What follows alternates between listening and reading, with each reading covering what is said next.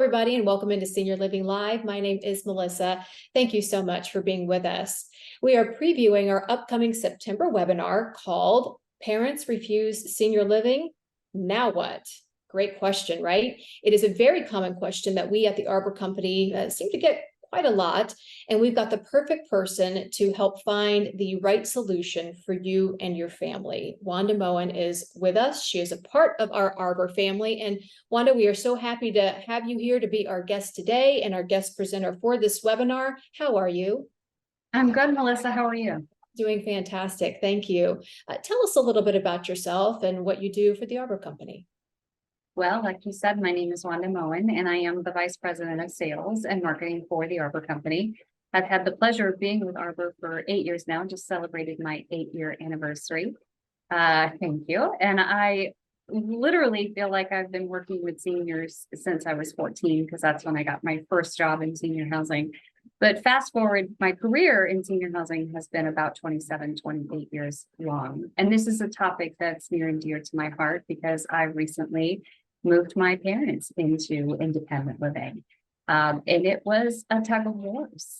And I've learned a lot over the years of supporting families with this conversation and then having the conversation personally with my parents. Yeah, and you, first and foremost, above anybody else, having this conversation, which is why I said you're the perfect person, know exactly how this conversation can go. It can go well, it can go not so well, it could be something in between. It's going to be different for everybody. Why is this such a tough conversation for many families to have, Wanda? It's really a tough conversation because as adult children or nieces and nephews that see your loved ones aging, we get excited when we see senior living. We watch a video on Facebook or TikTok about senior living, and it looks fun to us. But in essence, when we go to our loved one and we say, hey, I found this great place and I think you're really going to love it there, what you're really saying to them is, I see you as an old person. I see that you can't do the things that everyone else can do. And that's what they hear. We don't mean to come across like that in any way, shape, or form, but that's in essence what our loved ones are hearing from us. Yeah, and that's tough. I mean, just if you're sitting and you're watching this, just think about it. I mean, I am a person that, I'm in my 40s, but there are days I'm like, wow, I still feel like I'm that girl in my 30s or 20s, and I know that that's for a lot of people. So then when you have to hear it, it's kind of a shock to the system, so we hear that particular reason, Wanda, which is 100% legitimate. There are many legitimate concerns that people may have in wanting to make that leap to senior living. Some of those might be dated though.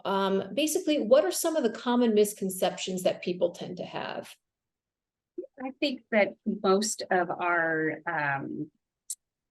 parents or aunts and uncles that we're working with really see senior housing as skilled nursing. It was something that their grandparents lived in. It has like this stigma about it as being in a hospital type setting. They call them facilities. I don't want to live in a facility. But if you fast forward to the communities of today, they're not like that. They're truly living in an apartment, your own apartment, your own private space. And I think the misconception is somebody's going to tell you what time to get up and what to eat and how to dress and where to go. And that's not it. It literally is resort style living with around the clock people there should you need them. That's the major misconception, is that they're going to be living in a home for old people and not with like-minded people that, you still have so much more to do in life. We have bucket lists. I would love somebody to help me with my bucket list. So that's what I think the misconception is. Yeah, and at the communities that we're talking about, we have people in place that are there to try to help you meet all of those goals and that bucket list, if you will, of things that people would like to do or accomplish. So we're not totally giving away the webinar. What are some responses family members can have at the ready when these conversations do take place? I think they need to approach it like a loss. And so what we're going to talk about on Thursday is really, how do you have these conversations where it's more like their idea? And how do you approach it going through the 5 stages of loss. Would you tell someone that, hey, I think you're getting old? In essence, that's what you're saying. There's going to be, denial and anger and bargaining long before there's acceptance.